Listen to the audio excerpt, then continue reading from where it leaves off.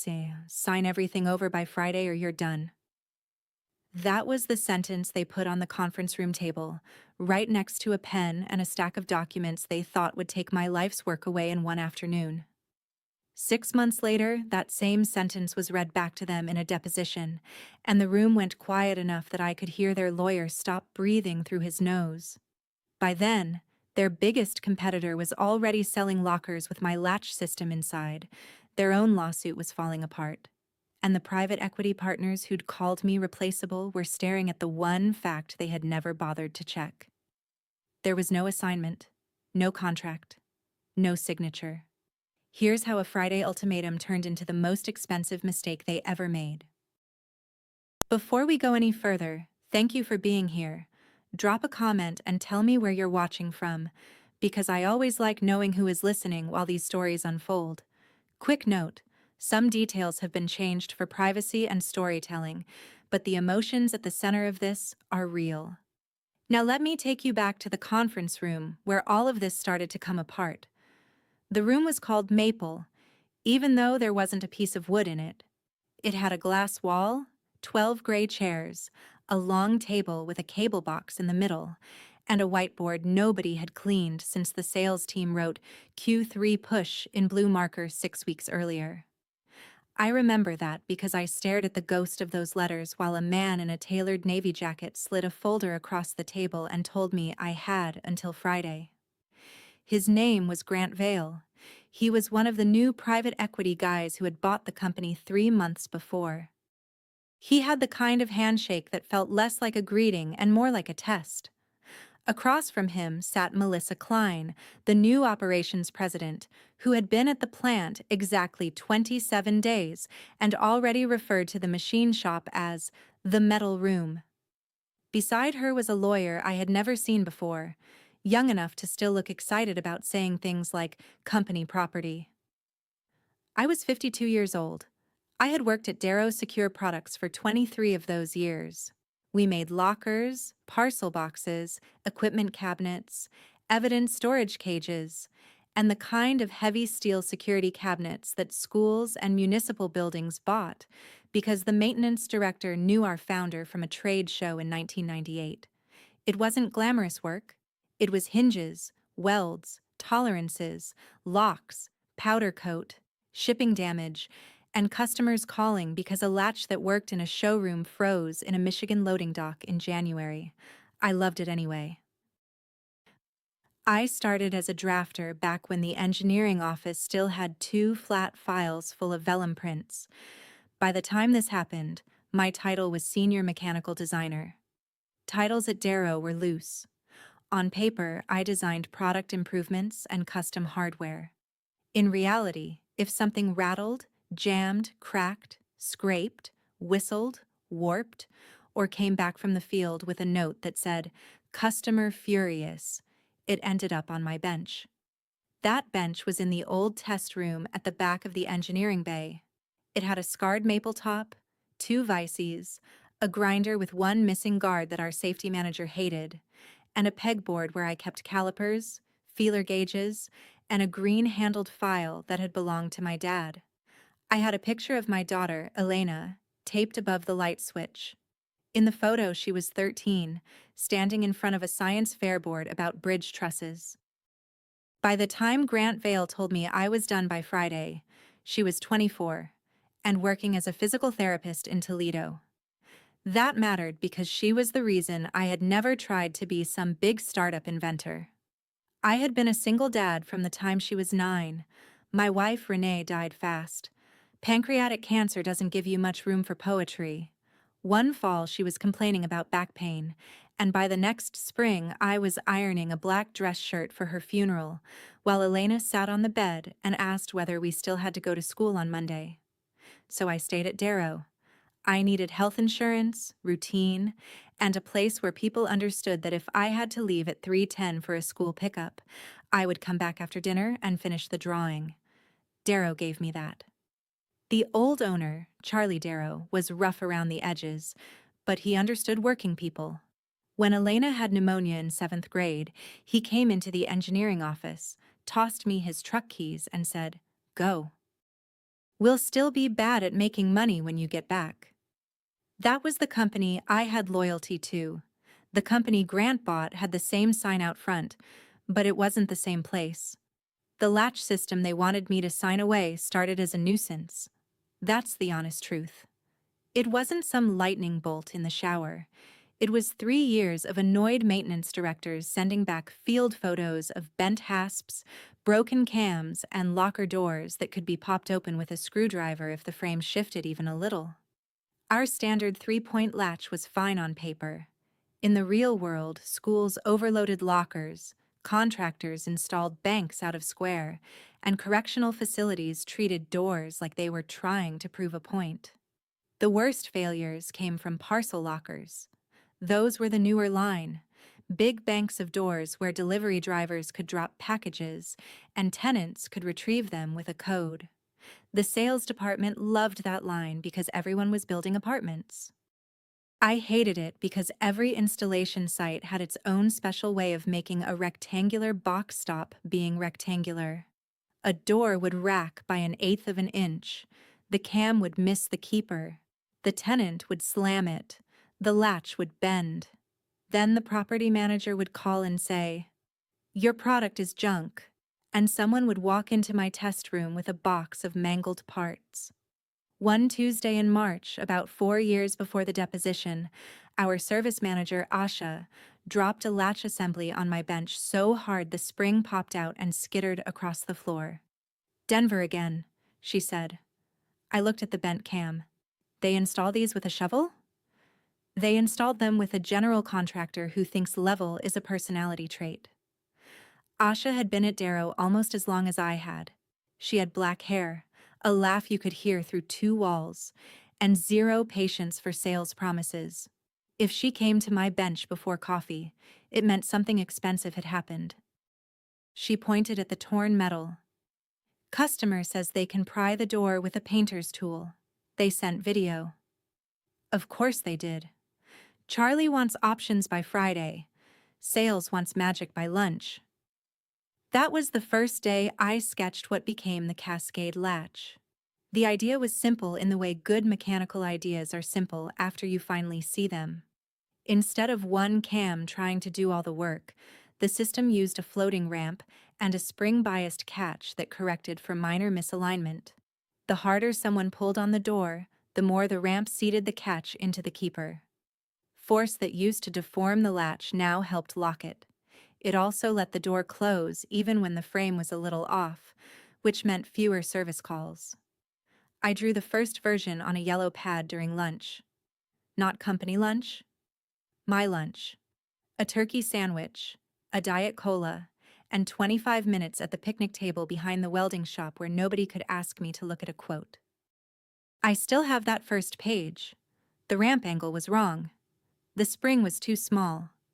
The catch looked like a bottle opener, but the concept was there. I showed Charlie the sketch 2 days later. He leaned over my bench, chewed the end of an unlit cigar, and said, "Does it work?" "Not yet." "Can it?" "I think so." "Build me one that doesn't cost a fortune." That was Charlie. No committee, no 6-slide innovation roadmap. Just build me one that doesn't cost a fortune. The important thing is what happened next. I said, "This one might be patentable." Charlie looked at me. "Company patent or Hector patent?" I said, "I don't know yet. A lot of this is me messing around after hours." He nodded like that made sense, because to him, it did. He had started Darrow in a rented bay with his brother and a used press brake. He knew the difference between an employee doing assigned work and a person having an idea because the problem followed him home. "Keep your notes clean," he said. "If it turns into something, we'll be fair." "Fair how?" "If it's yours, we'll license it. If it's ours, we'll pay you a bonus and put your name on the wall so your kid knows you're a big deal." I laughed. She's already unimpressed. Charlie smiled. "Then make it expensive enough to impress her." That was the handshake. No lawyer, no document, no invention assignment, no clause tucked into an employee handbook. Just an old owner telling an old employee that if the thing was mine, the company would license it. Now, I know what some people are thinking. Handshakes are dangerous. You should get everything in writing. You are right. If I could go back, I would make Charlie sign a note on the back of that yellow pad. But the strange part is, the absence of paperwork ended up saving me. The new owners assumed paperwork existed because paperwork usually exists. They never imagined Charlie had run half the company on memory, loyalty, and coffee ring promises. There was one other thing. When I started at Darrow in 2001, the onboarding packet was 5 pages. Tax forms, emergency contact, safety checklist, direct deposit, and a 1-page acknowledgement that said I had received the handbook. The handbook had rules about attendance, harassment, safety glasses, and not taking customer lists. It did not have a blanket invention assignment. It did not say the company owned every idea I ever touched. It did not even use the word patent. Years later, during a benefits update, HR sent everyone a revised employee agreement. I was on medical leave that week for a minor surgery. When I came back, the HR assistant had quit, the files were boxed in a storage closet, and nobody followed up. I never signed the revised form. I didn't even know it existed until my attorney found a blank copy in Discovery. That missing signature became the quiet little hinge the whole story turned on. But at the time, it was just another administrative mess in a company full of them. I built the first prototype in pieces. Some parts came from scrap bins. Some I machined after hours on the little Bridgeport in the maintenance room because the CNC schedule was packed. I paid for the first batch of springs myself because I wanted music wire springs from a supplier in Ohio, and purchasing wouldn't issue a $46 purchase order without a project code. I still had the receipt because I am the kind of man who keeps receipts in envelopes labeled by month. Elena makes fun of me for it. She stopped making fun of me after the deposition. The person who helped most was Luis Moreno, a machinist who had worked nights before his knees gave out and he moved to first shift. Luis could make a block of steel confess. He had hands like oak roots and a habit of humming old boleros while he worked. If I brought him a drawing with an impossible corner, he would tap it with a pencil and say, "Hector, metal is not a suggestion." I showed him the first ramp part on a Wednesday night after the second shift cleared out. He turned it over in his hand. "This is ugly. It's a prototype." "Ugly prototype. Can you cut it?" "Of course I can cut it. I am insulting the drawing, not myself." Luis made 3 versions for me. I bought him tacos. He made me write the date and time on the print before he touched anything. "Why?" I asked. "Because someday somebody asks who made what. Then you know." That was Luis. He had been through one ugly fight over a fixture design at a previous shop, and he believed dates were armor, so we dated everything. Sketches, test sheets, spring receipts, photos of the latch in the test frame, emails to Charlie, notes from Asha's service calls. My notebook had page numbers, dates, and my initials. Not because I was planning revenge. Because mechanical design is mostly proving to your future self that you weren't guessing. The first working prototype failed after 312 slam cycles. The second made it to 1,100 before the catch mushroomed. The third survived a pry test that bent the door skin before the latch let go. I remember standing in the test room at 9:40 at night, holding the pry bar, sweat running down my back, thinking, well, that's new. Asha came in because she heard the bang. "Did it break?" she asked. "The door did." She looked at the latch. "But not your thing?" "Not my thing." She grinned. "Your thing just saved me about 40 calls a month." That's how it grew. Not in a straight line. It grew through service complaints, shop floor fixes, and me waking up at 2 o'clock in the morning because I realized a spring leg needed clearance. Charlie let me test it on company frames and talk to customers. I used some company tools. I also used my garage, my money, my weekends, and hundreds of hours nobody assigned me. For anyone who hasn't lived inside manufacturing, that line matters. Companies like to pretend ideas appear because a job title says designer. But invention is messier than that. My job was to solve assigned problems. The cascade latch was more than a routine fix. It had a new force path, a self-seating geometry, and a serviceable cartridge design that turned 3 separate failure modes into one replaceable part. It wasn't just a latch with a stronger spring. It was a different way of making a misaligned door lock tighter under load. I paid a patent attorney named Priya Nair to look at it in 2021. Priya was a friend of Asha's cousin, which is how most adults find professionals after 40. Her office was above a bakery in Ann Arbor, and the first time I met her, she had powdered sugar on her sleeve and asked questions so precise I felt like I was back in college. "Did Darrow assign you to invent this exact mechanism?" she asked. "No, they assigned me to reduce field failures." "Did you sign an invention agreement?" "I don't think so." "Don't think, Mr. Alvarez." "No." That was the first time I went looking. I asked HR for my personnel file. The HR manager then was a woman named Beth, who had been there since fax machines were still considered normal. She handed me a folder with my original paperwork, some performance reviews, a copy of my forklift safety training for reasons nobody could explain, and the handbook acknowledgement from 2001. No invention assignment.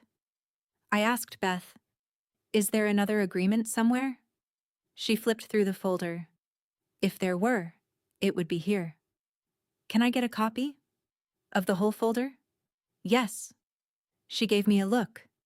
"You planning to sue us?" "No, I'm planning to sleep." She laughed and copied it for me. Priya reviewed it.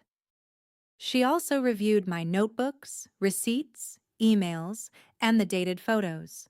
She explained that patent ownership can get complicated when an employee invents something related to their work. There is something called shop rights, which can let an employer use an invention royalty-free if company resources were used. There are hired-to-invent questions. There are state law issues. There are facts that matter, and facts that only sound like they matter. But one thing was clear. Without an assignment agreement, Darrow did not automatically own everything in my head. "Could they fight you?" I asked. "Anyone can fight anyone," she said. "The better question is whether they can prove ownership. Right now, from what you've shown me, they have a problem." We filed the provisional application in my name. Later, after more testing and claims work, we filed the non-provisional. Hector Alvarez was listed as the inventor and applicant. I paid the legal bills in installments. I still remember the first invoice because I stared at it in my truck for 10 minutes before driving home. Patent work is not cheap, but I had put Elena through college with used textbooks and overtime, so I knew how to make numbers behave if I had to. Charlie knew I was filing. I sent him an email that said, "Priya is filing in my name. We can talk license terms when claims are allowed." He replied, "Sounds good. Keep me posted." C.D. 3 words and initials. That email later made Grant Vale's lawyer look like he had swallowed a staple. For the next 2 years, the latch moved slowly from prototype to product. We put it into a premium parcel locker line under a pilot program. We sold a few hundred banks to property managers who had been threatening to switch vendors. Field failures dropped. Service calls dropped. Sales started calling it our self-correcting latch, which made my eye twitch. But I let it go because the company was still mostly the company I knew. Then Charlie sold. He was 71. His wife had health problems. His son wanted nothing to do with sheet metal. I didn't blame him. If somebody offered me enough money to spend my mornings on a porch instead of arguing about zinc plating, I might have listened too. The buyer was a fund called Northbridge Industrial Partners. Their website had photos of people in safety glasses looking at tablets, which is how you know nobody in those photos has ever had to clean coolant out of a chip tray. At the all-hands meeting, Grand Vale stood on a pallet in the shipping bay and told us Darrow had untapped potential. That phrase should come with a siren. He said they were there to invest, modernize, expand margins, and unlock value. He said legacy companies needed fresh thinking. He said no decisions had been made about headcount. That was technically true in the same way a storm cloud has technically made no decision about rain. Melissa Klein arrived 2 months later. She had run operations at a plastics company in Indiana and talked in phrases that sounded like they came preloaded in presentation software: optimization, right-sizing, ownership mentality, low-hanging fruit. She walked through engineering on her first day, looked at my test bench, and said, "This will need to be 5SD." I said, "It has been." She pointed at a tray of failed latch parts. "This is sorted by failure mode. It looks messy. Failure usually is." She didn't smile. Small moments tell you things. Melissa wore white shoes in the shop and looked annoyed when they got dusty. Grant called the welding cells weld pods. They both used the word family in meetings and the word utilization in private.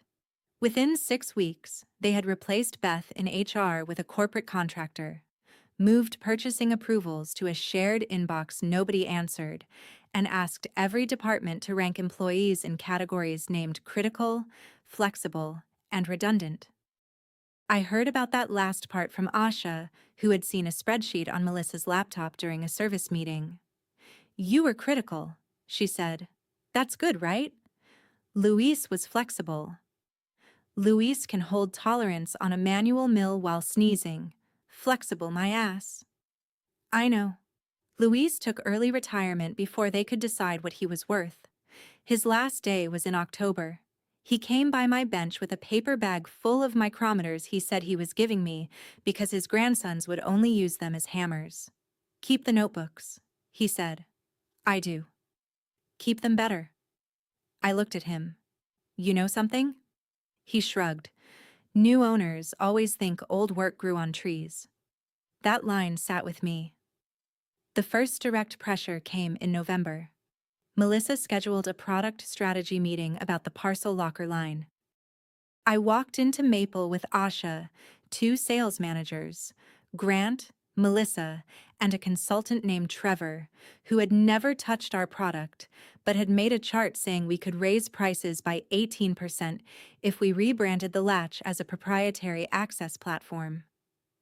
Trevor clicked to a slide with a stock photo of an apartment lobby. "The cascade mechanism is the defensible moat," he said. I looked at the slide. My prototype photo was in the lower right corner. They had pulled it from an internal test report. Grant said, "Hector, where are we on the IP package?" "The patent application is pending." "Company filed?"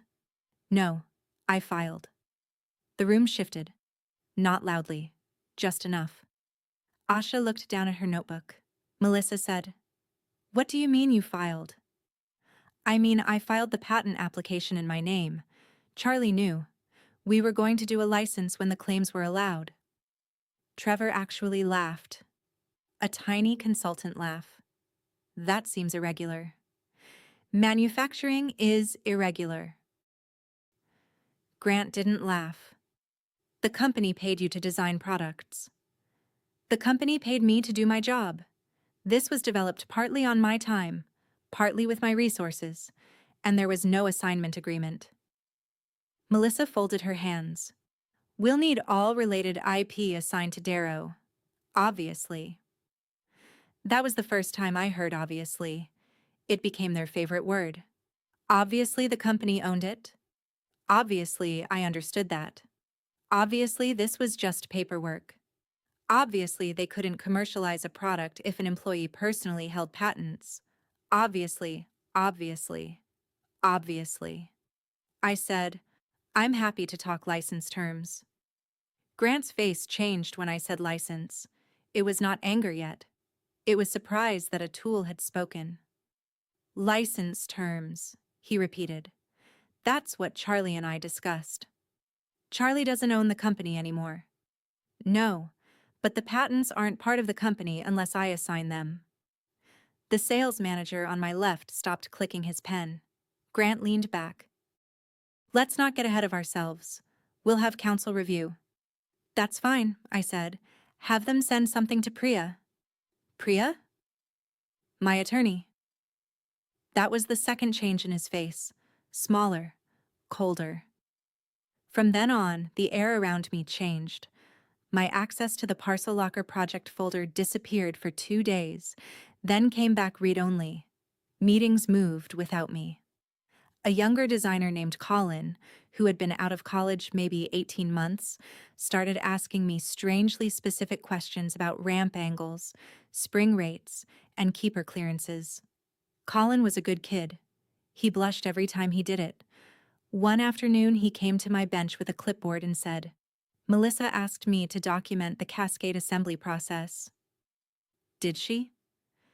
Yeah, she said it's for continuity. Continuity of what? He looked miserable. I don't know.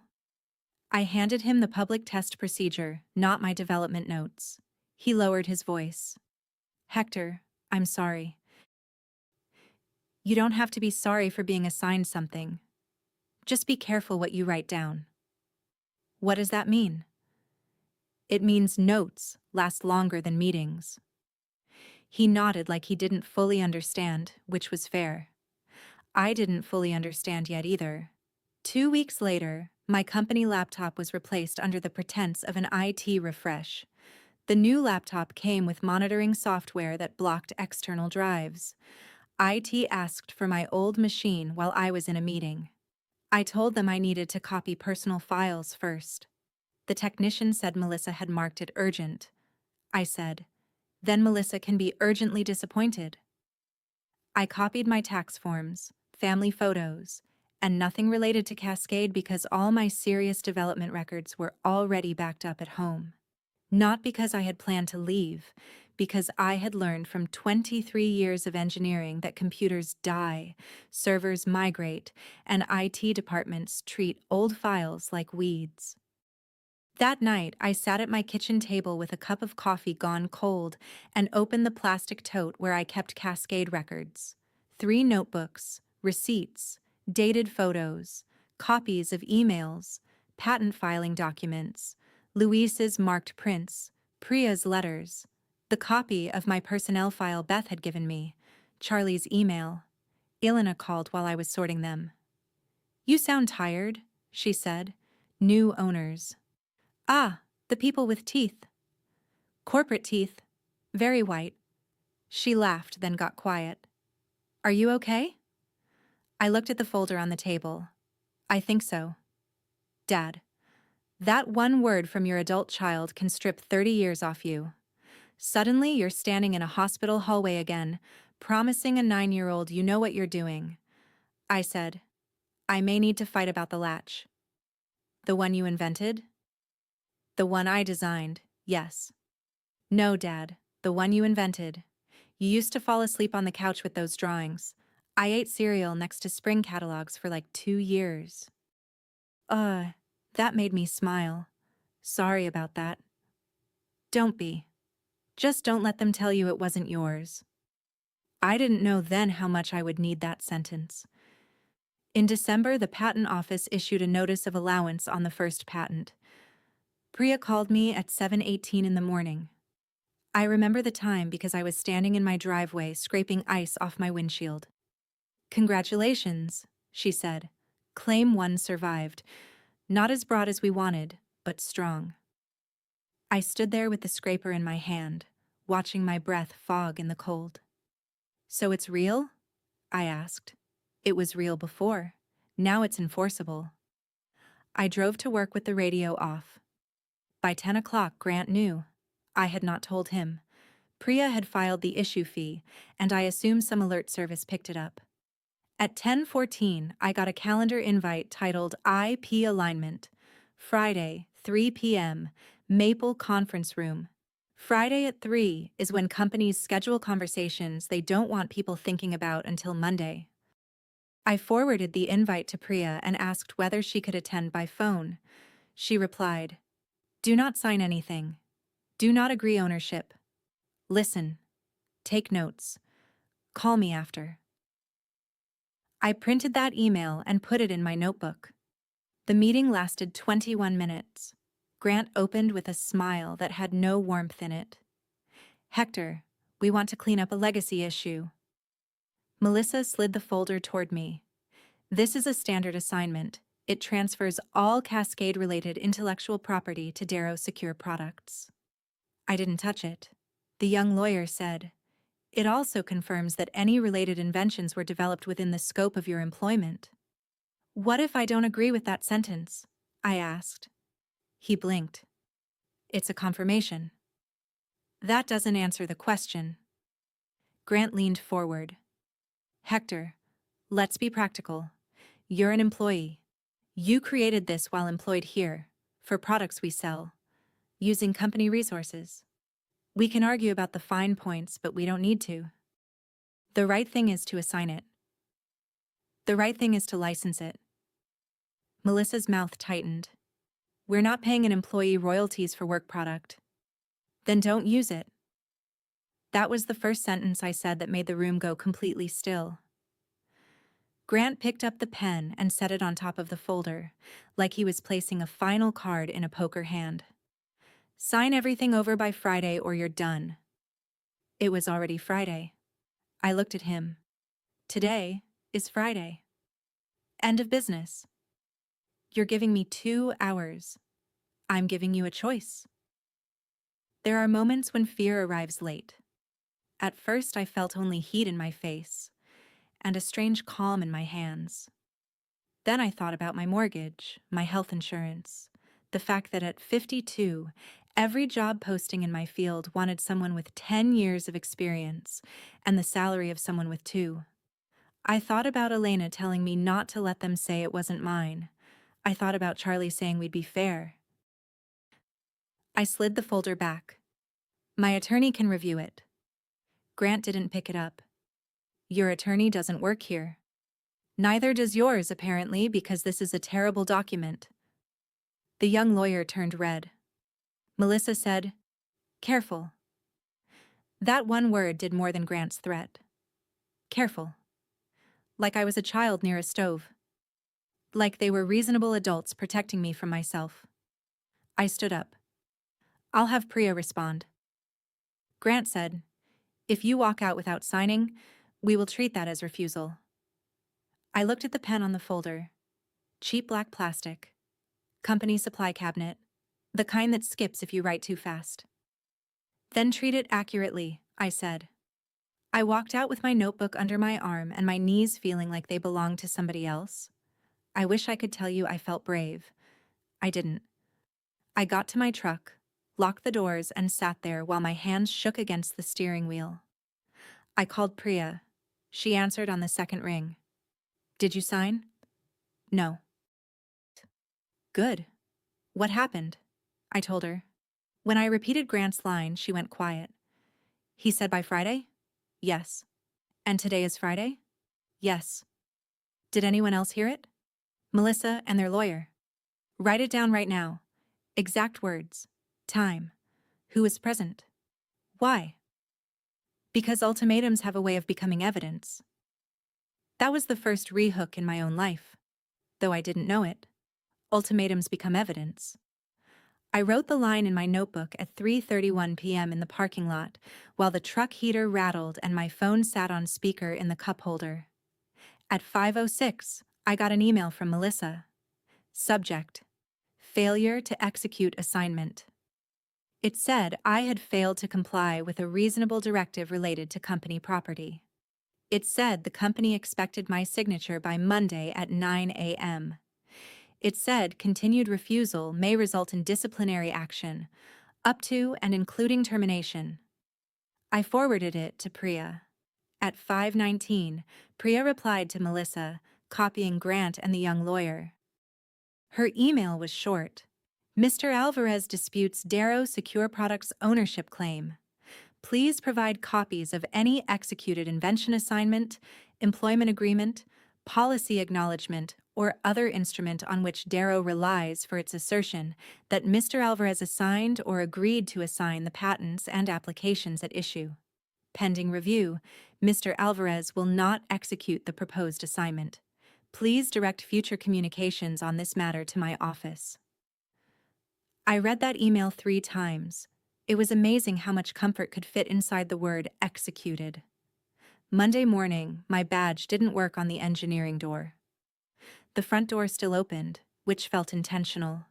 I walked past reception with my lunch bag and toolbox, like I did every day, then had to stand outside the engineering bay while the red light on the badge reader blinked at me.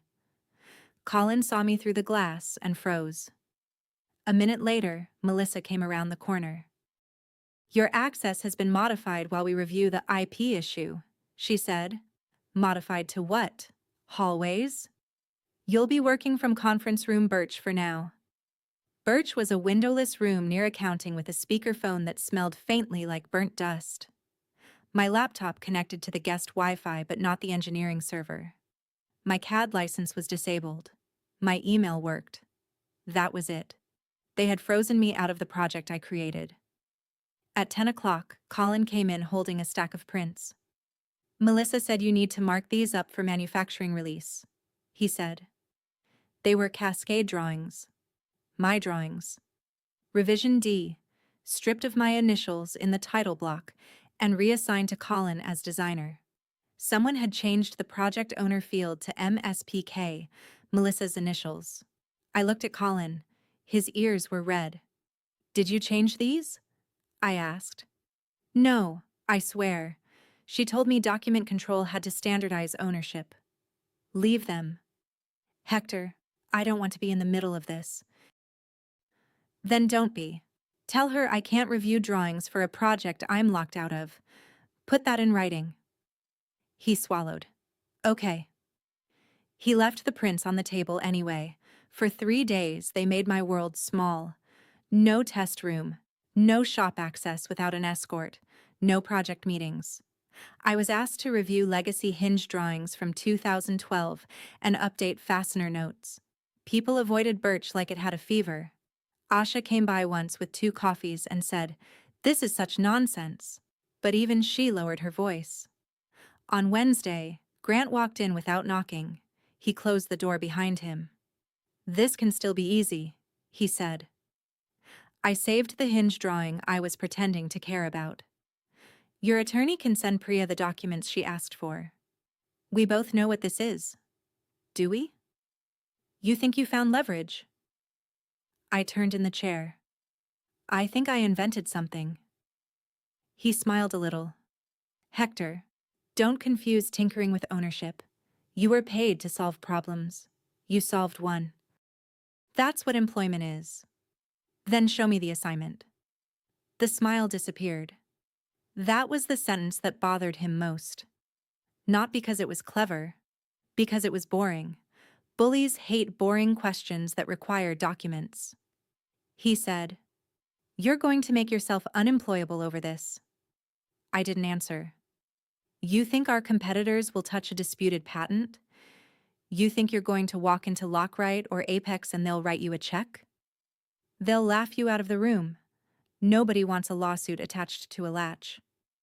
I still didn't answer. He leaned his knuckles on the table. "Last chance. Sign the assignment. We'll call this a misunderstanding. You keep your job. Maybe there's a discretionary bonus after launch." "How much?" He blinked. "The discretionary bonus," I said. "How much?" "That would be determined later." "So nothing." "That's not what I said." "It's what you meant." He stood straight. "Friday, noon. After that, we move without you." There it was again. Friday. Like he thought weekdays were weapons. He left. I wrote down every word I could remember. Friday at 11:58, I was called to Maple again. This time, there was no folder. Just Melissa, Grant, the HR contractor, and a security guard named Darnell, who looked deeply uncomfortable. Darnell and I had once spent a Saturday morning fixing his garage door spring. He wouldn't meet my eyes. Melissa read from a paper. Your refusal to follow a lawful management directive, your unauthorized assertion of ownership over company intellectual property, and your disruption of operational continuity constitute insubordination. Effective immediately, your employment is terminated for cause. For cause. Those two words matter. They use them to deny severance. They use them to fight unemployment. They used them to make it sound like I had done something dirty instead of refusing to sign a document. The HR contractor slid a checklist across the table. We need your badge, company phone, laptop, keys, and any company records. My personal notebooks are at home, Grant said. Any records related to company products are company property. My attorney can discuss that with yours. Melissa said, do not make this worse. That was her version of careful.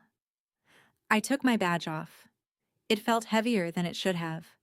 23 years of opening doors with a plastic rectangle, and then it was just plastic. Darnell walked me to my bench. People pretended not to watch. That might have hurt more than if they had stared. I packed the green-handled file from my dad, the photo of Elena, my coffee mug, 2 books, and the micrometers Luis had given me. I left the company tools. I left the failed parts that belonged to Darrow.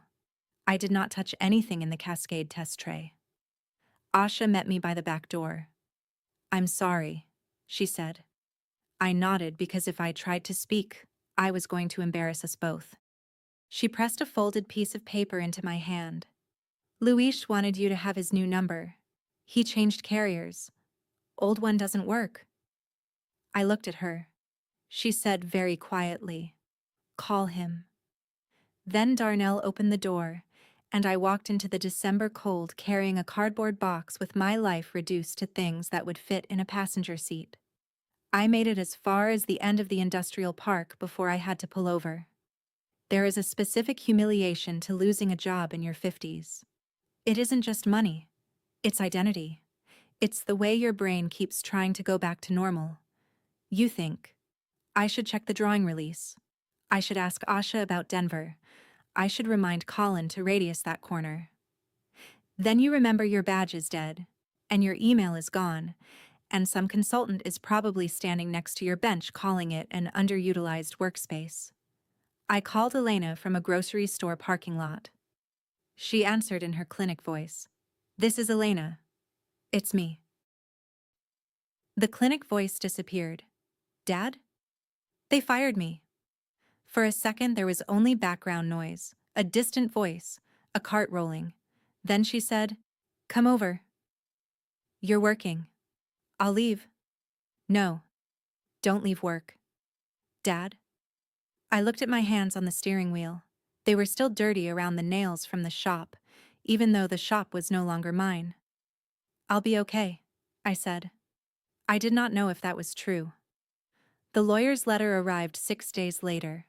Certified mail, thick envelope.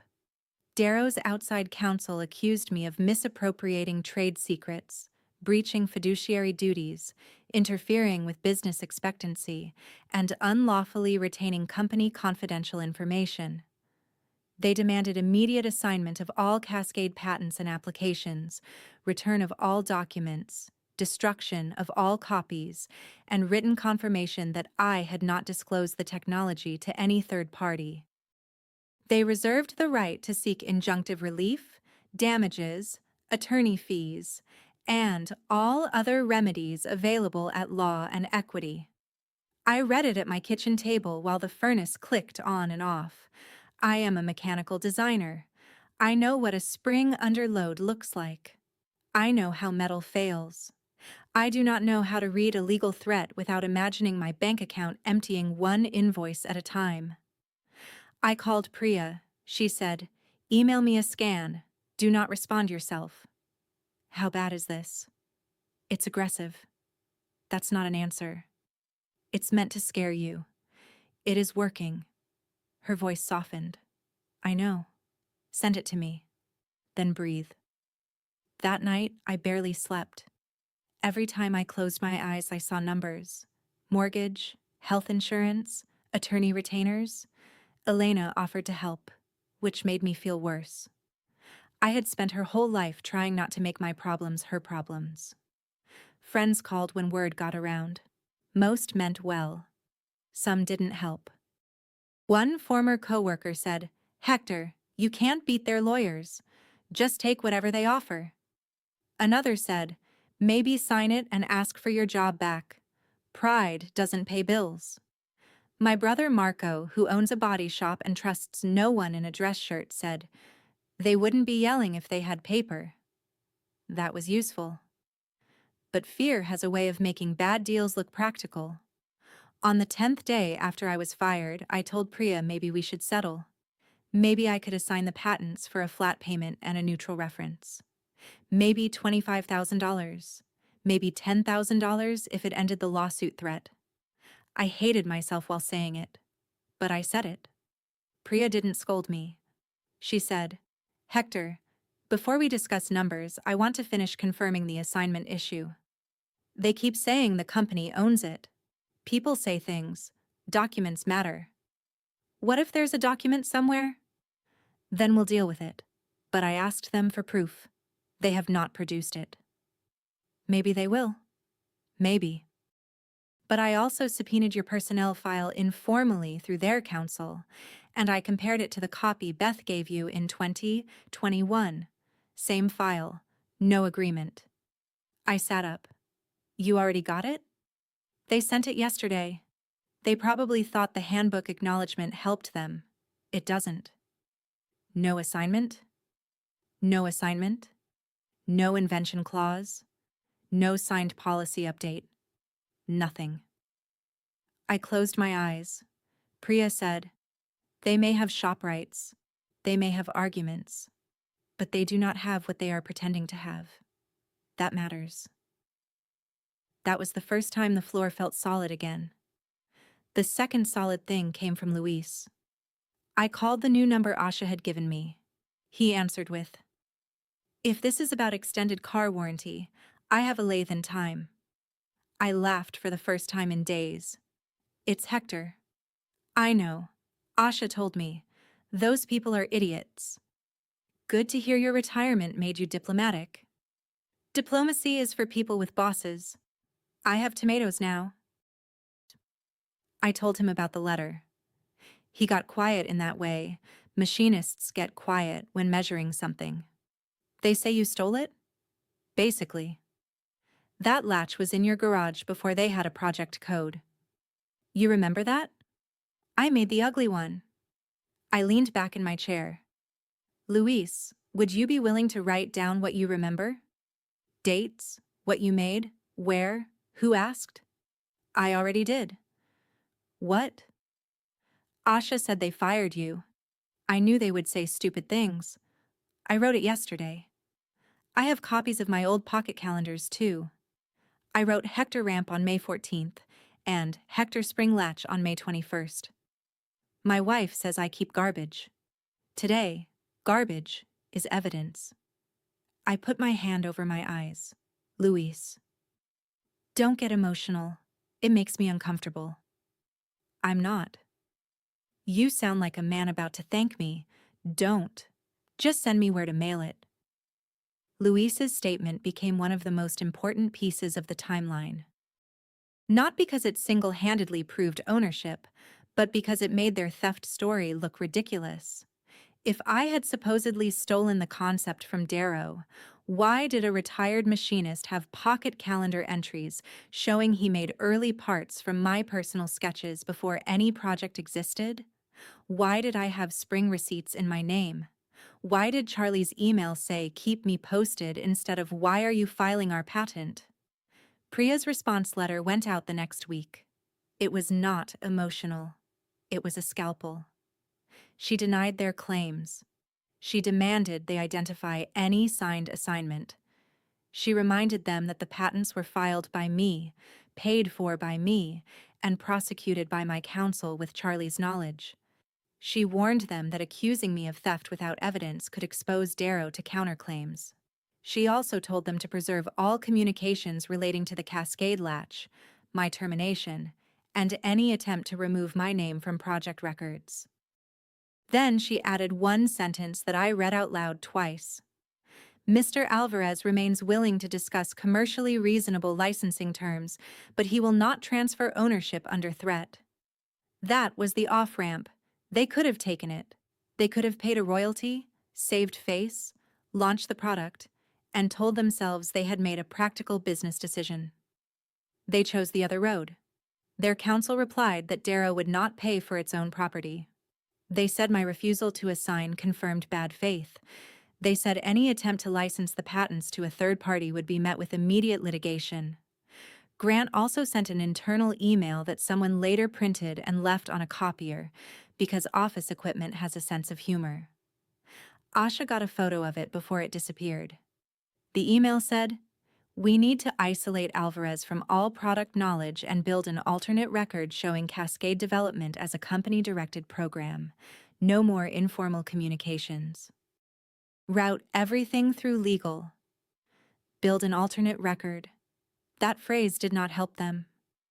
Priya told me not to contact Darrow employees about the case, but Luis was retired, Charlie was gone, and Asha only sent me one message. It said, "Be careful, they're scared." Then nothing. I respected that. She still had a job there. January became the longest month of my life. I applied for jobs and learned that being experienced is sometimes a polite way of saying expensive. Recruiters liked my background until they heard I might be in an IP dispute. Then their voices changed. One company in Ohio told me they loved my resume but couldn't invite legal complexity. Another said they had gone another direction before even doing the technical interview. Darrow contested my unemployment at first, claiming insubordination. Priya helped me submit the emails. The state-approved benefits. It wasn't much, but it was a small official voice saying I had not simply misbehaved. Meanwhile, Darrow tried to move without me. They assigned Colin and a consultant to redesign the latch around my patent claims. That went about as well as you would expect when people who don't understand the failure mode try to design around the solution. Their first alternate version jammed when powder coat thickness exceeded spec by 4 thousandths. Their second passed the lab test but failed in a cold chamber because the spring lost force. Their third required a stamped part that would have added $11.40 per door, which made Melissa ask why engineering could not optimize reality. I know these details because manufacturing towns leak, not trade secrets, just frustration. People talk in diners, at hardware stores, in the waiting room at the dentist. Also, Colin called me once from his personal phone and said, "I know I'm not supposed to, but is there any universe where ramp angle isn't the whole point?" I said, "Colin, you shouldn't call me. I know, I'm sorry, I'm drowning." I stood in my garage, looking at the prototype mounted to a test frame I had built from scrap steel. "Document what you're asked to do," I said. "Don't lie for anyone." "I'm not lying." "Good, then don't start." I hung up before he could ask the technical question. That hurt. I liked Colin, but I was done helping people use my work while pretending I had no rights to it. The turning point came from a trade show badge hanging on a nail in my garage. It was from the Great Lakes Security Expo 2 years earlier. Darrow had sent me and Asha to sit in a booth next to a banner that kept falling over. Across the aisle had been Apex Meridian, our largest competitor. Apex was bigger, cleaner, and better funded. Their booth had underlit display cabinets and a coffee machine that probably cost more than my first car. I had met their vice president of product, Dana Cho, during a slow hour on the second day. She was in her 40s, sharp, practical, and wearing steel-toed boots with a suit jacket, which I respected. She had looked at our parcel locker door, closed it 3 times, and said, "Your latch floats." I said, "A little." She smiled. "That's annoying. For you or for me?" "For us, if it works." We talked for 6 minutes. Nothing confidential. She gave me her card. I put it in the badge sleeve and forgot about it. In January, standing in my garage with unemployment paperwork on my workbench, I found that card. I stared at it for a long time. Then I called Priya. "What happens if I talk to Apex?" She said, "Carefully, a lot could happen. Recklessly, a disaster." That's your motivational speech? That's my legal advice. We spent 2 days setting boundaries. I could disclose information in my patents and my own non-confidential development history. I could demonstrate my own prototype, built from my own drawings and parts not taken from Darrow. I could not share Darrow customer lists, pricing, internal reports, manufacturing files, or confidential product data. Priya drafted a short non-disclosure agreement that made clear I was not disclosing Darrow trade secrets, and that Apex was evaluating technology owned by me. Then I emailed Dana Cho. Subject: self-seating latch patent portfolio. I wrote 3 sentences. I said I was the named inventor and owner of issued and pending patents covering a self-seating latch mechanism for misaligned security doors. I said I was no longer with Darrow. I said if Apex was interested in a license or acquisition, my counsel could coordinate a confidential demonstration. I hovered over send for almost a minute. Then I clicked. She replied 17 minutes later. "Hector, I wondered when this would surface. Have your counsel send the NDA. I can be in Toledo next Tuesday." I read that twice. Then I read it again. When Dana arrived at my garage the next Tuesday, she came with Apex's general counsel, a manufacturing engineer named Rob, and no entourage. She wore jeans, a black coat, and safety glasses she put on before I asked. That small thing told me a lot. My garage was not impressive. 1 space for my truck, 1 space for everything else. Workbench, drill press, test frame bolted to a plate, shelves with coffee cans full of fasteners, a propane heater making clicking sounds near the door. Elena had insisted on being there because, in her words, "I'm not letting corporate people corner you in a garage like a crime documentary." Dana shook my hand and said, "I remember this latch. It made me mad for 2 years." That's a compliment in our industry. It is. Priya joined by video from her office. Apex's counsel reviewed the boundaries again. Then I demonstrated the prototype. I showed normal closure with the frame square.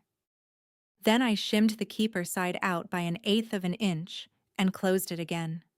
The catch floated, rode the ramp, and seated. Rob leaned closer. I pulled on the door with a pry bar. The frame flexed. The latch held. Rob said, "Do that again." I did. Dana didn't smile. She watched the mechanism the way serious people watch useful things. I walked them through the patent claims at a high level. Priya handled the legal language. I showed my dated notebooks. Not every page, but enough to establish the timeline. I showed spring receipts. I showed photos of the prototype before Darrow had a project code. I showed Charlie's email. I showed Luis's statement. Apex's counsel asked, "Darrow is claiming ownership?" Priya said, "They have asserted ownership. They have not produced an assignment." Shop rights? Possible as to Darrow's own use, fact-dependent, not ownership, not the right to exclude Mr. Alvarez from licensing or selling his patents. Dana looked at me. "What do you want?" It was such a direct question that I almost answered badly. I almost said I wanted my job back. I almost said I wanted Grant to apologize. I almost said I wanted to stop waking up at 3 a.m. with legal phrases crawling through my head. Instead, I said, "I want the technology used properly. I want to be paid fairly, and I want whoever commercializes it to understand why it works before they cheapen it into failure." Dana nodded once. We can work with that. Apex moved fast because competitors smell blood better than sharks. Within a week, they had a term sheet, upfront payment, running royalty, consulting agreement for 18 months, legal indemnity within defined limits, a budget for additional patent continuations. The numbers were not lottery numbers, but they were life-changing for a man who had been wondering whether he needed to sell his truck. Priya negotiated hard. Dana respected it. That was the funny part.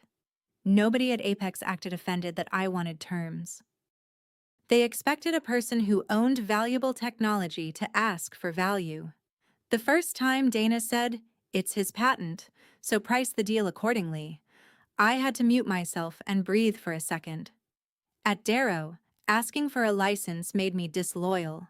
At Apex, it made me a counterparty. There is a huge difference. We signed the license and consulting agreement in February, not in a glass conference room with a threat on the table. In Priya's office above the bakery, with coffee in paper cups, and Elena sitting next to me because I wanted her there.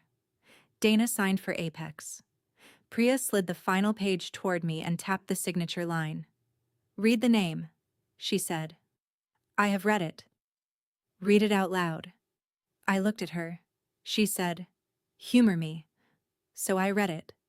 Hector Alvarez, patent owner and consultant. My voice did something embarrassing on the word owner. Elena squeezed my arm under the table. 3 days later, Apex issued a press release announcing a new self-seating latch platform for parcel and institutional lockers, developed under exclusive license from independent inventor Hector Alvarez. They did not name Darrow. They didn't have to. Everyone in our industry understood. Darrow sued 11 days later. Their complaint was exactly as loud as Priya expected. They sued me and Apex in state court first, then amended to add federal patent ownership claims.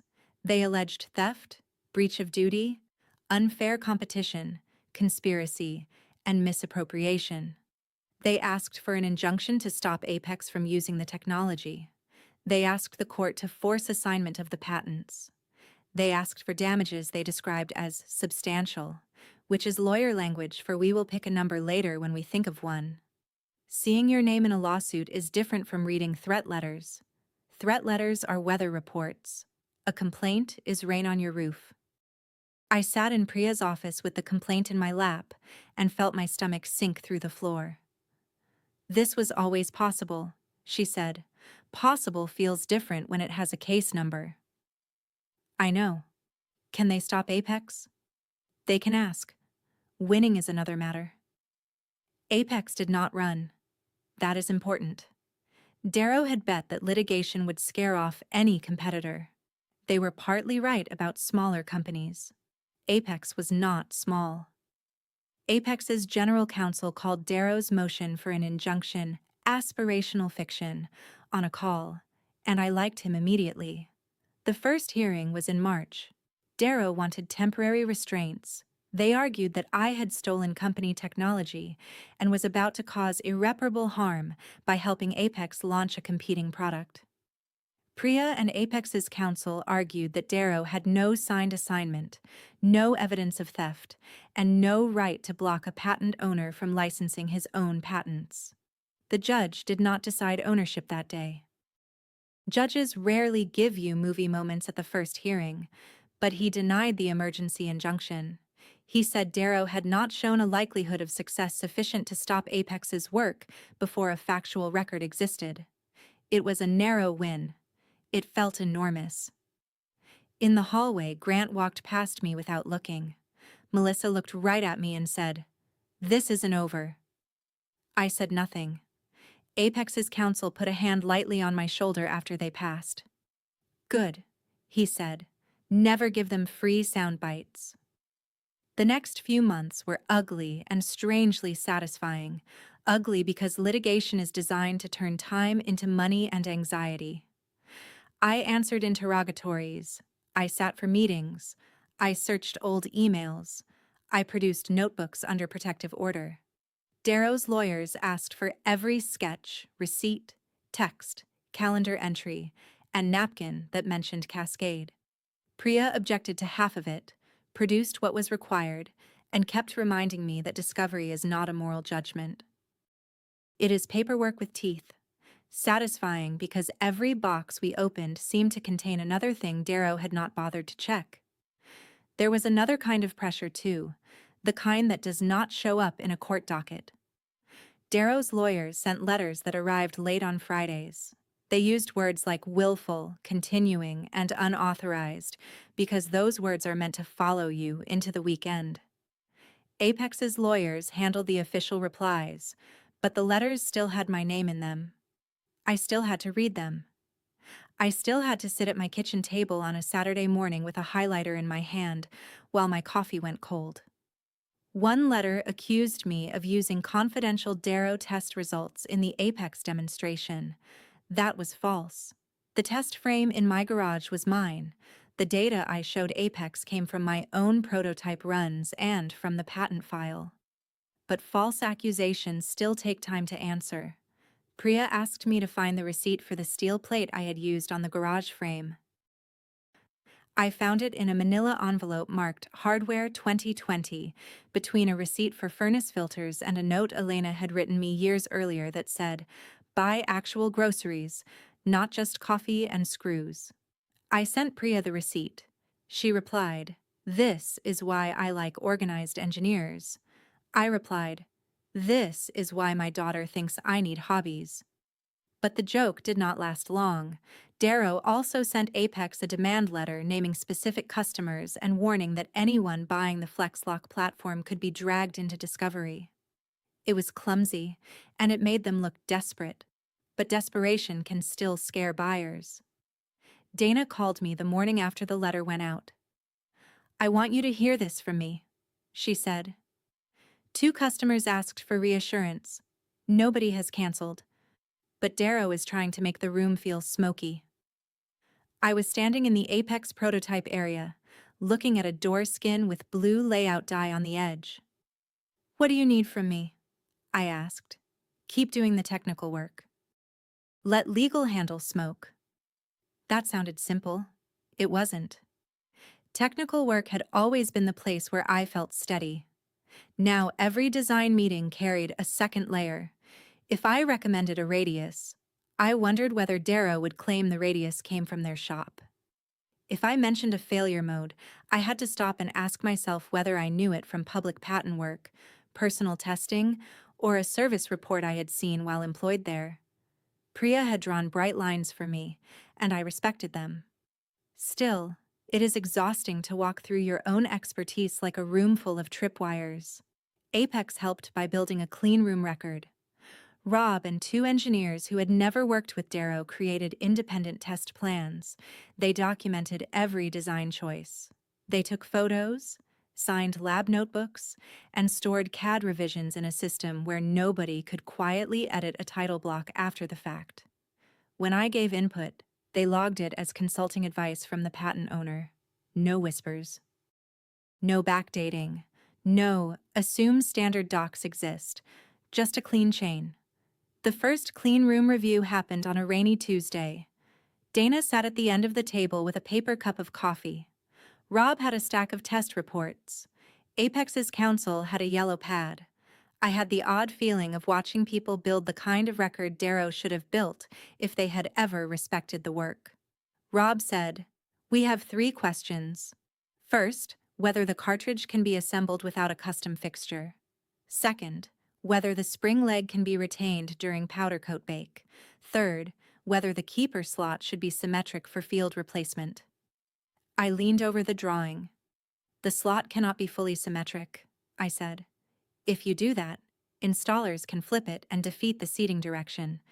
Give them one way to put it in. People say they like options.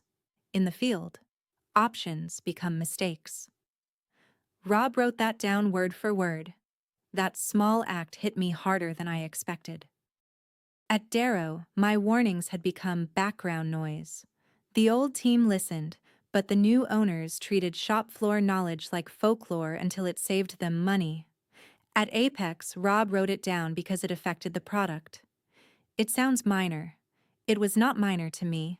While Apex built their record, Darrow tried to build theirs backward. They produced a project charter dated 2 months after my first prototype photos. The charter described a company initiative to improve latch performance in parcel lockers. That part was real. What was not real was the way their lawyers wanted it to sound, as if the charter had created the invention. Priya put the dates side by side on a timeline. My first sketch. Luis's pocket calendar. Spring receipt. Prototype photo. Email to Charlie. Then the project charter. This is not fatal to them by itself, Priya said, but it is bad optics. They are trying to make the fourth chapter look like page 1. She also found a document control log showing my initials on early Cascade drawings before someone later changed the owner field. The log did not show who made the change, but it showed when. 2 days after the first IP meeting. Priya stared at that timestamp for a long time. "Do you know what lawyers love?" she asked. "Billing?" "Chronology. Billing is second. Chronology is first." The more we built the timeline, the more the lawsuit started to look less like a dispute over who invented a latch, and more like a story about people realizing too late that they had skipped the part where rights get transferred. Still, none of that paid my bills in March. The Apex upfront payment helped, but legal costs are strange.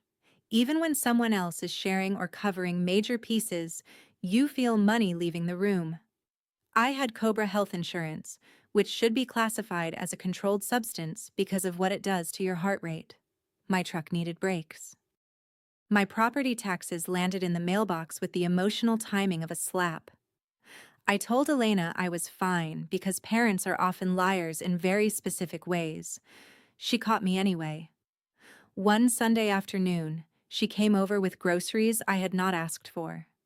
Actual groceries: chicken, vegetables, bread, fruit, and 1 bag of coffee because she knew surrender was not realistic. "You didn't have to do this," I said. She put the bags on the counter. "I know. I can buy groceries." "Dad, last week there was mustard, coffee, and 1 frozen burrito in your freezer. I am a medical professional. I have concerns." I wanted to argue. Then I looked at the bags and felt something in me sag. "I hate this," I said. She leaned against the counter. "I know. I worked for 23 years so I wouldn't be in a place where my kid has to buy me chicken. You also worked for 23 years to teach me that when people you love are in trouble, you show up. So I'm showing up. Stop making it weird." That was Elena. She had Renee's directness, and my habit of pretending directness was not emotional. We made dinner together. She chopped vegetables. I burned one side of the chicken and called it texture. Afterward, she sat across from me at the kitchen table and asked the question everyone else had been dancing around. "Is there any chance you lose the house?" I looked at the stack of legal folders near the wall. Not if the Apex money keeps coming and the case doesn't spiral. That is not a no. No, not right now. She nodded, but I could tell she filed the pause away. Children of single parents become experts at pauses. That night, after she left, I almost called Priya and told her to ask Darrow for a settlement number again. Not because their case had gotten stronger, because I was tired. That is the part people miss about intimidation. It does not have to convince you it is right. It only has to make peace look cheaper than dignity. I had Darrow's latest letter open on my laptop. I had my mortgage statement next to it. I had the first patent certificate in a frame Elena had bought me leaning against the wall because I had never hung it. I sat there for maybe 20 minutes with the phone in my hand. Then I saw Luis's copy of the pocket calendar in the folder. May 14th. Hector Ramp. After shift. That tiny square of paper stopped me. It reminded me that the story was not just in my head. Other people had seen the work. Other people had written things down. Other people knew what happened before Grant bought himself a narrative. I put the phone down. The next morning, Priya called before I called her. Darrow produced another batch, she said. Do I need coffee? Yes, but happy coffee. She had found a December email from Melissa to Grant, sent after I refused to sign but before they fired me. It said, "If we terminate without assignment, do we lose leverage?" Grant replied, "Termination is the leverage. He will come back when he realizes nobody else will touch him." I read that sentence 4 times. He will come back. That was what they had bet on. Not law, not ownership, not documents. They had bet on fear. They thought unemployment would make me crawl back to Maple and sign whatever they put in front of me. They thought competitors would avoid me. They thought I was too old, too tired, too practical, and too alone. For one night, they had almost been right. That realization changed something in me. Not in a dramatic way. I did not slam my fist on the table. I did not make a speech. I simply stopped imagining settlement as rescue. From then on, if Darrow wanted peace, they were going to buy it from a man standing up, not from a man crawling back. They produced my personnel file, no assignment. They produced policy acknowledgments, no invention clause until the revised form I never signed. They produced meeting notes from Melissa's IP alignment session, including her handwritten line, "Need HA signature to secure ownership." Priya put a sticky note on that one that simply said, "Thank you, Melissa." They produced internal emails from before I was fired. One from Grant to the young lawyer said, "Can we force assignment based on employment? Need quick answer before Friday." The young lawyer replied, "Depends on agreements and facts. Need to confirm signed docs." Grant wrote back, "Assume standard docs exist. Push forward." Assume standard docs exist. That sentence became a small holiday in Priya's office. Apex also kept moving. They sent me CAD under their own project controls. I helped adapt the latch to their door architecture. Their manufacturing engineer, Rob, argued with me about tolerances in a way that made me feel alive again. Not threatened, not cornered. Just 2 people trying to make metal behave. Dana visited the pilot line in April and watched the first pre-production door close with the Apex version of Cascade inside. It made a clean, dull click. If you have never built hardware, that sound may not mean anything. To me, it sounded like the world remembering my name. "How many cycles?" Dana asked. Rob said, "We're at 15,000 on the first unit. No measurable wear beyond expected polish." She looked at me. "And Darrow's old service failure rate?" I said. "On misaligned installs? Ugly. That was the technical term." Rob grinned. Dana said, "Put ugly in the report. Legal will love that." By May, Apex had lined up 3 customers who had previously bought Darrow parcel lockers. One was a property management group that had been angry about Darrow's service delays. One was a university housing department. One was a national contractor that cared about callbacks more than brand loyalty. Apex didn't have to say, "Darrow fired the inventor." They said, "We have the self-seating platform under exclusive license from the patent owner." Buyers can read between lines. Darrow responded by sending letters to customers warning that Apex's product was subject to litigation. That backfired. 2 customers forwarded the letters to Apex asking whether Darrow was in financial trouble. One wrote, "We don't want to be dragged into supplier drama." Dana forwarded that to me with no comment. The subject line was simply, "Helpful." The deposition notices arrived in late May. I had never been deposed before. Priya prepared me for 2 days. She taught me to listen to the question, answer only the question, stop talking, and let silence be someone else's problem. That last part was difficult. Engineers like filling silence with explanations. Lawyers like when engineers do that because explanations create doors. "If they ask what time it is," Priya said, "you say the time. You do not explain how watches work." What if they ask how the latch works? Then you answer within the scope of the question and the protective order. You do not teach them how to build around your own patent because you are nervous. I hate this. Most honest people do. My deposition was first. Darrow's lawyer tried to paint me as a bitter former employee who had hidden an invention from his employer. Priya let him ask. Then she used exhibits to walk the timeline back into place. My notebooks, my receipts, Charlie's email, HR file, Luis's statement, the notice of allowance, the Friday email. At one point, Darrow's lawyer asked, "You understood that Darrow paid your salary while you developed this latch, correct?" I said, "Darrow paid my salary while I did my job. I developed the patentable mechanism partly on my own time, with my own attorney, in my own name, after confirming I had no signed assignment." He said, "That's a rehearsed answer." Priya said, "Objection. Argumentative." I said nothing, because Priya had taught me that sometimes silence earns its invoice. Luis's deposition was better than television. They held it at a court reporter's office near his house because of his knees.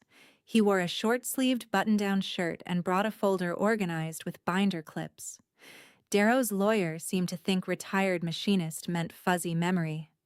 That lasted about 6 minutes. "Mr. Moreno, how can you be sure you machined parts for Mr. Alvarez before any formal Darrow project existed?" Luis opened his pocket calendar. "Because on May 14th, I wrote Hector ramp, after shift. On May 21st, I wrote Hector spring latch, ugly revision. On June 2nd, I wrote Hector tacos ode. He paid on June 3rd. 2 al pastor, 1 carnitas." Even the court reporter smiled. The lawyer said, "You expect us to believe you remember tacos from 4 years ago?" Luis looked at him. "I remember who pays debts." That answer did not appear in any legal brief, but it should have. Charlie Darrow gave a statement too. He was not thrilled to be dragged in, but he told the truth. He confirmed that he knew I had filed in my own name. He confirmed the company had discussed licensing. He confirmed he did not recall any signed invention assignment with me. Darrow's lawyers tried to make him sound forgetful. Then Priya showed him his own email. "Sounds good. Keep me posted. CD."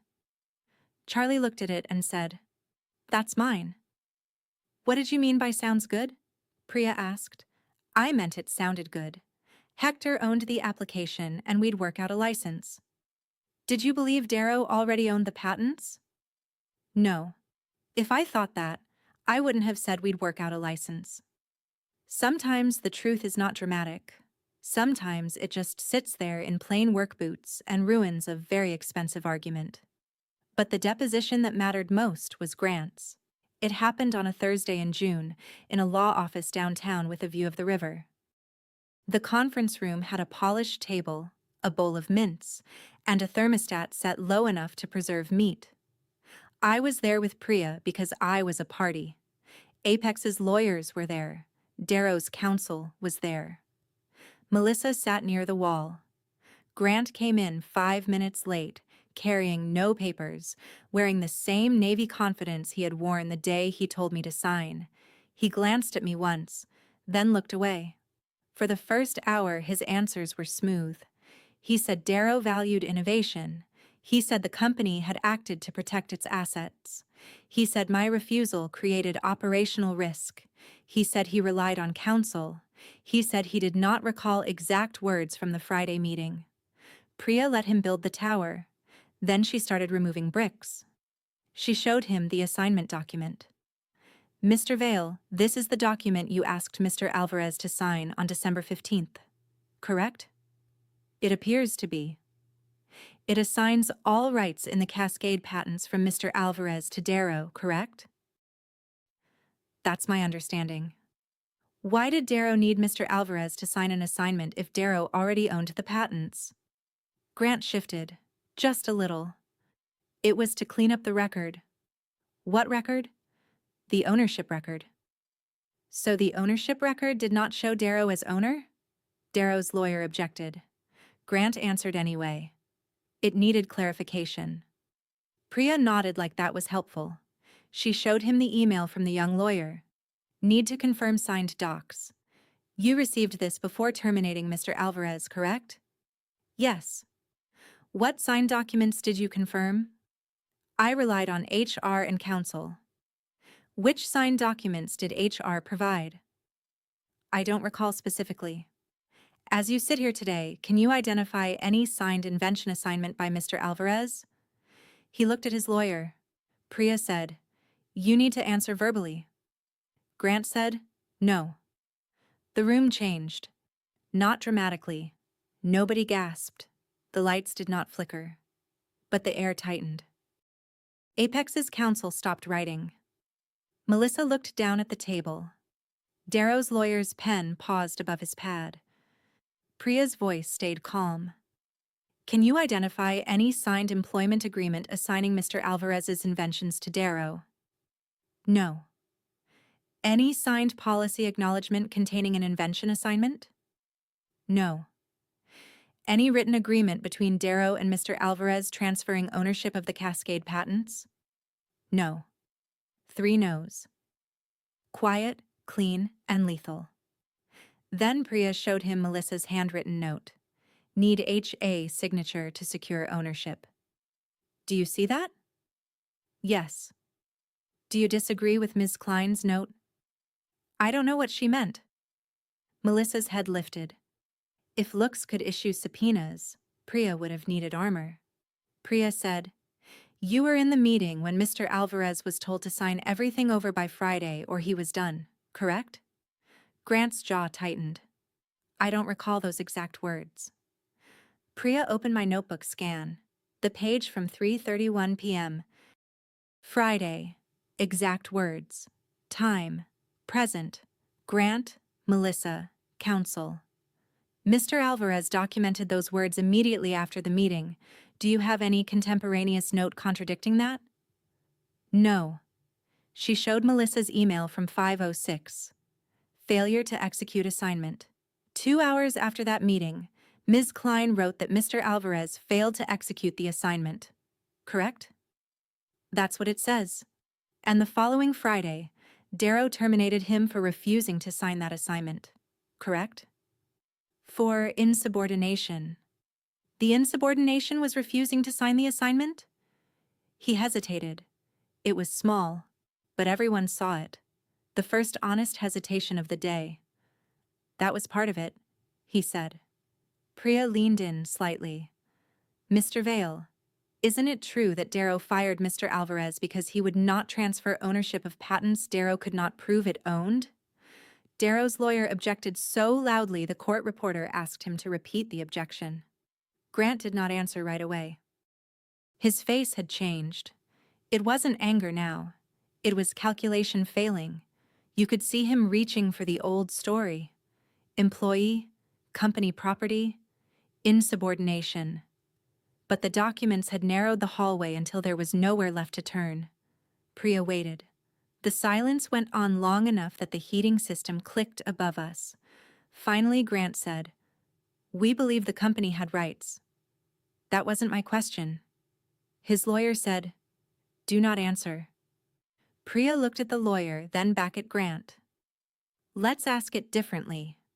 At the time you told Mr. Alvarez, sign everything over by Friday or you're done, had you seen any signed agreement proving Darrow owned the patents? Grant looked at the exhibit, then at his lawyer, then at the table. No. There it was. The sentence came back into the room and sat in front of him like a machine part he had installed backward. Sign everything over by Friday or you're done. They had thought that line made them powerful. In that deposition, it did the opposite. It proved they knew they needed my signature. It proved the threat was not about retrieving property they already owned. It was about forcing a transfer they had no paper to demand. I did not smile. I did not say a word. I just looked at the man who had called me replaceable while he stared at a photocopy of the sentence that replaced his entire case. Priya wasn't finished. She showed him the internal email. Assume standard docs exist. Push forward. You wrote this? Yes. You assumed standard documents existed? Yes. You did not confirm they existed before threatening Mr. Alvarez's job? I relied on the process. What process? He opened his mouth, closed it. That was the understanding moment, but it was not one big explosion. It arrived in pieces. It arrived when Grant realized the absence of one signature mattered more than all his confidence. It arrived when Melissa realized her own note had described exactly what they lacked. It arrived when their lawyer stopped objecting to every question because objections could not invent a contract. It arrived when Apex's counsel wrote something on a legal pad, slid it to his colleague, and the colleague raised his eyebrows. Priya asked, "Did anyone at Darrow offer Mr. Alvarez compensation for assigning the patents?" Grant said, "We discussed a potential discretionary bonus." How much? It had not been determined. Was it in writing? No. So Darrow demanded ownership of issued and pending patents in exchange for no defined compensation, under threat of termination, without a signed assignment already in place. Is that accurate? Darrow's lawyer objected again. Grant rubbed his thumb against the side of his index finger. A tiny motion. The kind people make when they're trying not to show stress. I wouldn't characterize it that way, he said. Priya said, "What part is inaccurate?" He didn't answer. The room waited. He said, "It lacked context." Priya nodded. The context is that Darrow wanted to launch a product line around patents titled in Mr. Alvarez's name, correct? Yes. And Darrow's largest competitor now has an exclusive license to those patents, correct? That's my understanding. And Darrow has no signed assignment, correct? He swallowed. Correct. I had imagined that moment for months. In my imagination, it felt like victory. In real life, it felt quieter, almost sad. Not sad for Grant exactly. Sad for the waste. They could have written a fair license. They could have kept me employed. They could have launched the product with the person who understood it best. Instead, they had spent months and probably hundreds of thousands of dollars proving a retired HR manager's file cabinet was empty. But quiet does not mean unsatisfying. The most satisfying part was not watching Grant suffer. It was watching the truth become too heavy for him to move. After Grant's deposition, settlement pressure shifted. Darrow still made noise in filings, but the tone changed. Their motion practice got narrower. Their letters got less theatrical. They stopped saying "our patents" and started saying "the disputed technology." Priya noticed first. Language tells you where fear moved, she said. Apex noticed too. Dana called me after reading the transcript. That was useful, she said. That's one word for it. I have a board meeting Monday. It will be extremely useful. By July, Apex was taking orders. The product line launched under the name Meridian Flex Lock, which I did not choose but learned to tolerate. The first production run sold out faster than forecast. The University Housing Department doubled its order after their maintenance crew tested the demo bank. The national contractor added FlexLock to a preferred vendor list because fewer callbacks meant fewer angry superintendents. Darrow's parcel locker backlog, meanwhile, turned into a problem. They had promised the new latch to customers but could not ship it without risking infringement. Their design around wasn't ready. Their old latch still had the same service issues. Salespeople who had spent a year pitching our self-correcting latch now had to explain delays without admitting the self-correcting latch had walked out the door with the man they fired.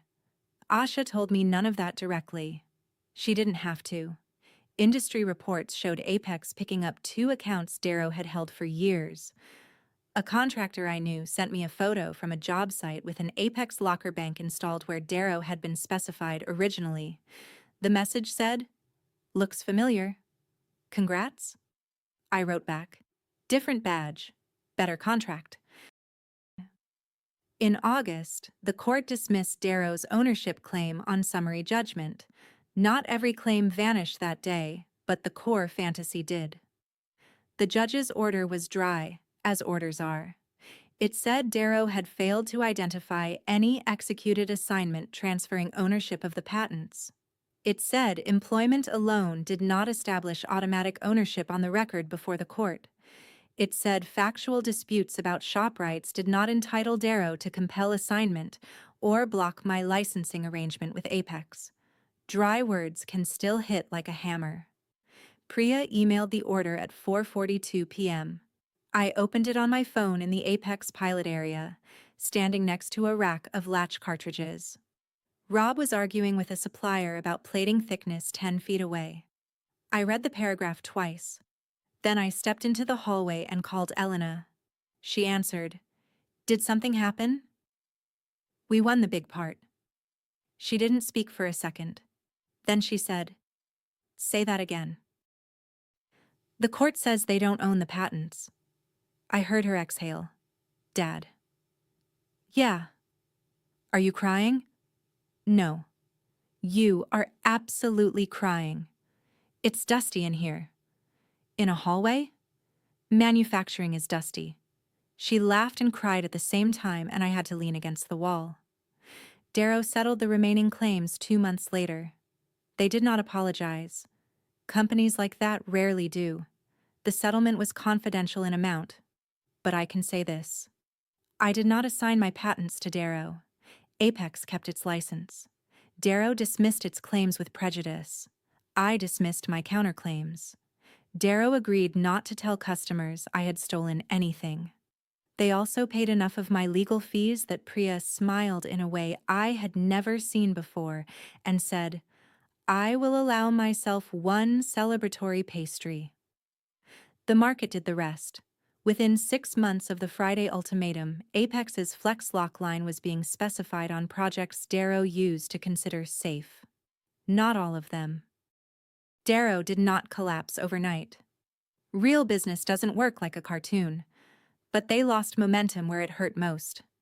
Their premium parcel line stalled. 2 sales managers left. Colin quit and went to a company that makes medical carts, which is probably better for his blood pressure. Melissa was gone by the end of the year.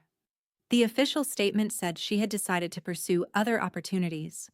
In manufacturing, that phrase is the cardboard box of executive language. Grant lasted longer. People like Grant often do. But Northbridge quietly wrote down part of its investment in Darrow the next year, citing delayed product launches, legal costs, and competitive pressure in the parcel segment. Competitive pressure. That was me. Translated into finance. I saw Grant one more time. It was at the Great Lakes Security Expo, the same trade show where I had met Dana. Apex had a booth near the entrance that year. Not the biggest booth, but a good one. Clean display. Working demo. Cutaway latch under plexiglass. My name was on a small plaque below the mechanism. Inventor. Cascade self-seating platform. I pretended not to care about the plaque and failed. Darrow's booth was 2 aisles over. On the second afternoon, I was showing a maintenance director how the latch handled frame misalignment when I looked up and saw Grant standing at the edge of the aisle. He was wearing a badge with the Darrow logo, talking to a man I didn't know. His eyes moved from the demo door to the plaque to me. For a second, neither of us looked away. Dana was beside me. She noticed. "Everything okay?" she asked. "Yes." Grant turned back to the man with him and said something I couldn't hear. Then he walked away. No confrontation, no apology, no dramatic speech. Just a man who had once told me I was done, standing in a trade show aisle while his competitor demonstrated the thing he tried to take. That was enough. After the expo, Luis came over to my house for dinner. Elena drove in too. We grilled in the backyard, and Luis brought tomatoes from his garden like a man presenting state secrets. At one point, Elena asked him to tell the taco deposition story again, and he pretended to be annoyed while clearly enjoying every second. "They ask me if I remember tacos," he said, waving a fork. "Of course I remember tacos. If you forget tacos, what kind of life is that?" Later, after Elena left and Luis's wife picked him up, I sat at the kitchen table with the original yellow sketch in front of me. The paper had gone soft at the folds. The ramp angle was still wrong. The spring was still too small. The catch still looked like a bottle opener. But the idea was there. I thought about Charlie, who had been careless but not cruel. I thought about Beth copying my personnel file because I wanted to sleep. I thought about Asha pressing Luis's number into my hand by the back door. I thought about Priya telling me not to explain how watches work. I thought about Grant's face when he had to say, "No, no, no" under oath. Mostly, I thought about that pen on the conference room table. If I had picked it up, the story would have ended there. They would have called the patents company property. They would have given me maybe a bonus, maybe nothing. They would have launched the product and told new hires about their culture of innovation. My name might have appeared in a slide deck once, misspelled, before disappearing into a file. Instead, they gave me an ultimatum so arrogant it became evidence. Sign everything over by Friday or you're done. They were right about one thing. I was done. Done pretending people who control your paycheck also own every useful thought you ever have. Done confusing loyalty to a place with obedience to whoever bought the sign out front. Done letting men with assumptions talk over documents. These days, I still consult for Apex, not full-time. Enough to keep my hands in the work and my opinions unwelcome in productive ways. I teach younger engineers the boring habits that saved me. Date your notes. Keep receipts. Read what you sign. Don't use company material for personal inventions unless you understand the consequences. Get advice before you're desperate. And if someone slides a document across a table and tells you that you have 2 hours to give away your work, don't let the urgency become your emergency. I keep the green-handled file from my dad on the same bench in my garage. I keep Luis's pocket calendar copy in a folder with the patent documents. I keep the cheap black pen from that conference room too. I took it by accident when I stood up. For months, I felt strange about that, like I had stolen something. Then Priya told me a 12-cent pen was not the issue. It sits in a drawer now, next to the first spring receipt. Every so often, when a new royalty statement arrives, I open that drawer and look at it. Not to gloat, not exactly, just to remember how little a bully's certainty is worth when the signature line is still blank.